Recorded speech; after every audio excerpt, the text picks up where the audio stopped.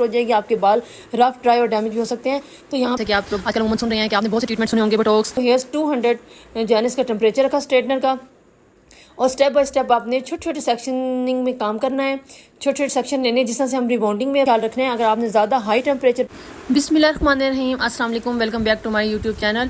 तो मैं हूँ राबी ब्यूटी सैलून से राबिया। आज की जो हमारी जो वीडियो है वो बहुत ही नॉलेजेबल है। जैसे कि आप लोग आजकल उम्र सुन रहे हैं कि आपने बहुत से ट्रीटमेंट सुने होंगे बोटॉक्स, कैराटॉक्स, कैरास्मूथ। तो उन्हीं के साथ एक और ट्रीटमेंट भी बहुत जो लेटेस्ट टेक्नोलॉजी के साथ इन हुआ है वो है ट्रीटमेंट के लिए जो हमें प्रोडक्ट्स चाहिए होंगी उसके लिए हमें एक क्लैरिफाइंग शैम्पू और एक keratin based shampoo, hair mask, और उसके साथ हमें नैनोप्लास्टिया का W1 और राबीज़ का हाइलोनिक सीरम, और उसके साथ हमें एक नैनो कॉम भी चाहिए होगी जो हमारे इसमें LED थेरेपी का काम करेगी हमारे हेयर्स पे और हमारे हेयर्स को मज़ीद रिपेयर और मोस्ट शाइनी बनाएगी। ठीक है, तो आप देख सकते हैं कि यहाँ पे हमारे जो क्लाइंट्स का हेयर है वो बहुत ज़्यादा रफ़ और डैमेज है और इनके जो कंघा है बालों में बिल्कुल से सही नहीं जा रहा, क्योंकि ये हेयर ट्रीटेड हेयर्स हैं। अगर ये वर्जन हेयर्स होते तो तब भी हम यही अपना जो है ना प्रोसीजर करते हैं। हम फर्स्ट स्टेप क्लैरिफाइंग शैम्पू से वॉश करवाते हैं, इनके क्यूटिकल्स ओपन करते, देन हम नैनोप्लास्टिया ट्रीटमेंट इसके अंदर इन करते। ठीक है, अब यहाँ पे आपने थिन स्लाइसेस लेने हैं और स्टेप बाय स्टेप आपने नैनोप्लास्टिया जो है हमारा W1 का वो हमने बाउल में निकाल लेना है।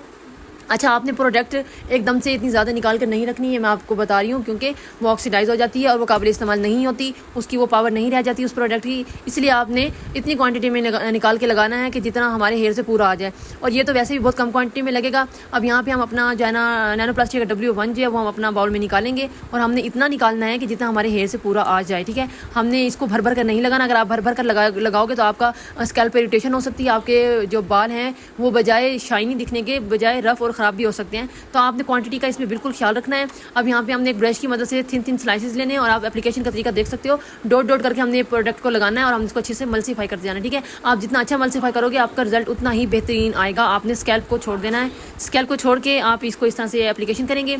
तो मैं आपको इसको डिटेल में बताया कि आपने किस तरह से इसको स्टेप बाय स्टेप जो है ना आपने सेक्शन किस तरह से निकालने हैं और प्रोडक्ट किस तरह से लगानी है आपने। ठीक है, बाकी हमने वीडियो स्किप कर दी थी, बस आपको दिखाने के लिए हमने जो है ना इतने से शॉर्ट्स बनाए हैं ताकि आप लोगों को समझ आ जाए कि हमने इसको किस तरह से एप्लीकेशन करनी है और किस तरह से स्टेप बाय स्टेप इसको हमने लगाना है। ठीक है, आपने इस तरह से मल्सीफिकेशन अच्छी तरह करनी है अपने हेयर्स पे और कंघा करना है आपने। जो एक्सेस से इसकी प्रोडक्ट होगी वो निकल जाएगी कंघे में। आपने इतना भी भर भर कर नहीं लगाना कि आपका बाल ख़राब हो जाए, डैमेज हो जाए, आपकी स्कैल्प इरिटेशन हो जाए, और इतना भी कम नहीं लगाना कि आपके जो है ना बालों में रिजल्ट ही ना आए। तो जिस तरह से आप वीडियो में देख रहे हैं सेम यही प्रोसीजर आपने करना है।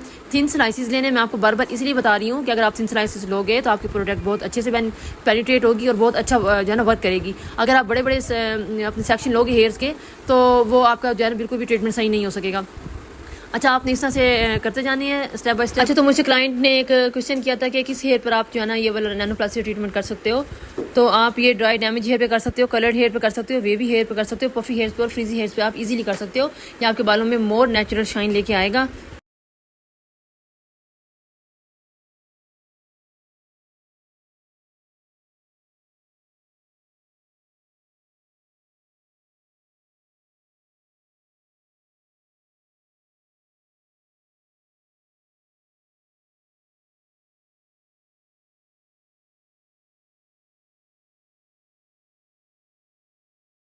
जी, तो यहाँ पे हमारे स्टूडेंट ने सवाल किया था कि क्या ये 100% स्ट्रेटनिंग देता है।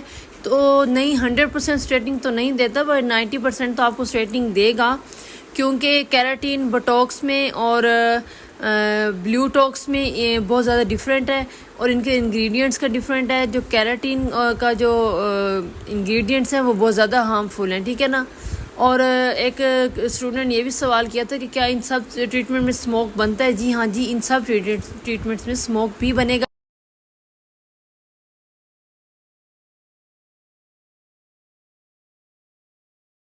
तो आपने अपना जो फेस मास्क है वो ज़रूर अपना लगा लेना, आपने एहतियात ज़रूर करनी है। ठीक है, और ब्लूटॉक्स में, बोटॉक्स में, कैराटिन में, नैनोप्लास्टी में डिफरेंट है। मैं आपको पहले भी बता चुकी हूँ, अब अगेन बता रही हूँ आपको। और जो नैनोप्लास्टी है वो आपके बालों को स्मूथ और शाइनी करेगा।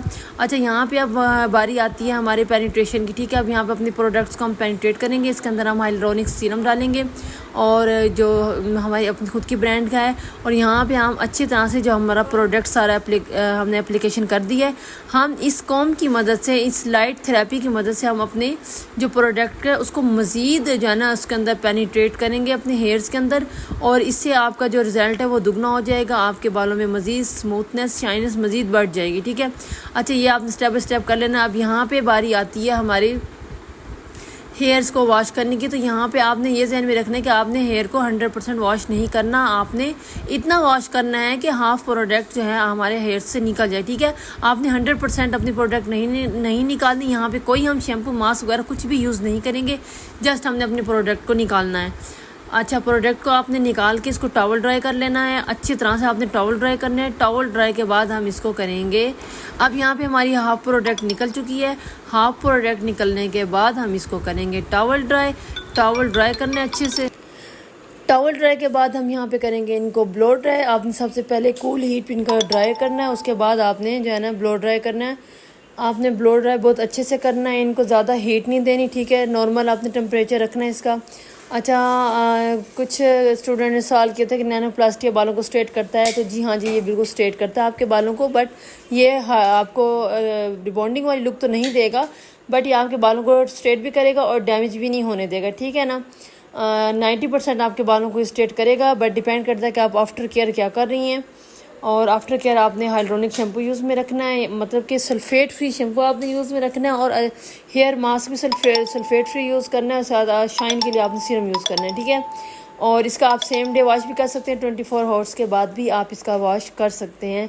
ज़्यादा बेस्ट यही है कि अगर आपके पास टाइम है तो आप इसको सेम डे ही वॉश करवाएँ, इससे भी बहुत अच्छे से रिज़ल्ट मिल जाते हैं। और मैं आपको पहले भी बता चुकी हूँ कि बोटॉक्स में और कैराटॉक्स में और कैराटीन में, इनमें बहुत डिफरेंस है। नैनोप्लास्टिक एक अलग ट्रीटमेंट है, क्योंकि इनके इंग्रेडिएंट्स में बहुत ज़्यादा फ़र्क है। और अब यहाँ पे हमने ब्लो ड्राई की मदद से अच्छी तरह से बालों को ब्लो ड्राई कर लेना है। अब यहाँ पे हमने 100% अपनी प्रोडक्ट बालों से नहीं निकाली थी, 50% प्रोडक्ट निकाली थी और 50% हमने बालों में छोड़ दी थी। ठीक है, इस तरह से आपका जो है ना लुक आना चाहिए। अब यहाँ पे हम इसको अपना जो टेम्परेचर है स्ट्रेटनर का, आपने इसका भी बहुत ख्याल रखना है। अगर आपने ज़्यादा हाई टेम्परेचर पे किया तो आपकी प्रोडक्ट सारी निकल जाएगी, वेस्ट हो जाएगी, आपके बाल रफ ड्राई और डैमेज भी हो सकते हैं। तो यहाँ पे हमने अकॉर्डिंग टू हेयर्स 200 जो है ना इसका टेम्परेचर रखा स्ट्रेटनर का, और स्टेप बाय स्टेप आपने छोटे छोटे सेक्शनिंग में काम करना है। छोटे छोटे सेक्शन लेने, जिस तरह से हम रिबॉन्डिंग में अपना करते हैं ना स्ट्रेटनर, सेम ऐसे ही आपने जो है ना अपना स्ट्रेटनिंग करना है। और आप देख सकते हो कि हमने कंप्लीट स्ट्रेटनर के बाद क्या लुक आ रहा है। यहाँ पे हमें अभी वॉश की भी ज़रूरत नहीं पड़ी। ठीक है, बाज़ होते हैं कि बाल बहुत ग्रीसी हो जाते हैं, अभी हमने इसको वॉश नहीं किया, अभी हमारे पास टाइम नहीं था, हम इसको सेम डे वॉश कर सकते थे। ठीक है, अगर आपको वीडियो अच्छी लगी है तो आपने ज़रूर लाइक शेयर और सब्सक्राइब करना है। और ये ब्लू लाइट की मदद से हमने बालों में पेनिट्रेशन करवाई थी क्रीम, ये उसका रिज़ल्ट आपके सामने है। और भी बहुत खूबसूरत रिज़ल्ट आया था एक आम नैनोप्लास्टिया में, और इस लाइट की मदद से जो हमने पेनिट्रेशन करवाई है उसका तो बहुत ही अमेजिंग रिज़ल्ट था। तो हमने स्टेप बाय स्टेप अपना सारा स्ट्रेटनर कंप्लीट कर लेना है। हमने कोई सीरम कुछ भी नहीं लगाया और ना ही हमने वॉश किया है। इस स्टेज पर आके आप लोग दोबारा से हाइड्रोनिक शैम्पू के साथ वॉश करोगे और आप 80% हेयर्स को ड्राई करके उसमें आप सीरम एप्लीकेशन करोगे, तब जाके आप जो है ना छोटे छोटे पोर्शन में इसकी स्ट्रेटनिंग करेंगे।